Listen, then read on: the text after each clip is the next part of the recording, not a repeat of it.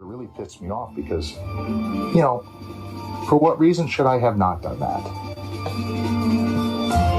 We've got television shows. We've got third-party media. We have things. We've got a lot of content and footage over the last 3 decades of, bad guys and heels.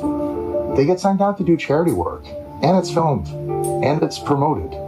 I don't think that I did anything wrong. I'm not punching a hole through anything or killing the business. Everybody knows.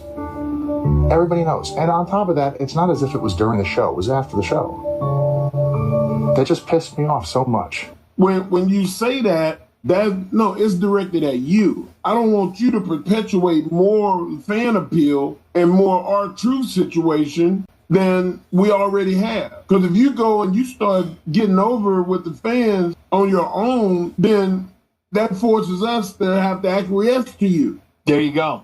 There you go. There you go. And which tells me, Mark, that they made this decision a while back, that 3, 4, maybe even 6 months ago, when they go through the talent and they say, who can we get rid of because we got to bring these people on? They put him as a guy that they were going to cut when his deal came up in August. And all of a sudden, he organically becomes this crowd favorite. And he also said in his documentary, let's go to cut number 2, that not to acknowledge the crowd. What are we talking about? Roll it. It makes it unpredictable. You have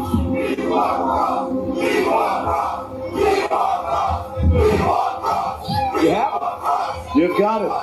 Yeah, you want Brock, you've got him. So, just incredible to have him back. You can't ignore the crowd in this business. You can try. It's not going to be good in the end. You don't want to make your audience feel like they're not a part of this. You can't tell them that they're a part of this and that they're the universe and they're so heavily involved in every aspect of it, and then on whim tell them certain subsections of them don't matter. You can't do that. That pisses people off. It turns people away. Stuff, and Miz would get hit and he would take a bump on the floor. Like he was doing all of this stuff. He was over his shit. I think he had the Money in the Bank briefcase, yes. And then they decided for whatever reason, he's the first guy to lose the Money in the Bank briefcase just on a whim. Wow. And Aron was over with the fans. And if today and yesterday are not the same, because if that was the case, they would have went to bat. The fans would have went to bat for him just like they did for R-Truth. Mm-hmm. Mm-hmm. And that's where wrestling is now.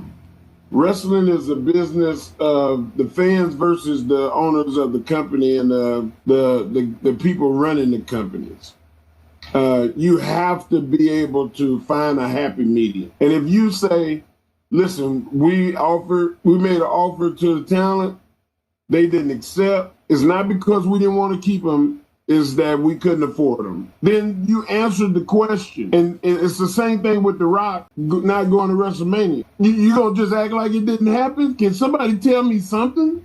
Well, that's why they put Paul Heyman on Ariel's show, to kind of acknowledge that's how the fans feel. Right. The fans feel left in the dark. But, Mark, let me throw this out at you. When you say I can't afford it, and here's where it's a disconnect with the talent and it's a disconnect with the fans. When they signed another $1.6 billion deal with ESPN the other day, over $300 million a year, on top of the $500 million you're getting from Netflix. So now you're talking close to $1 billion a year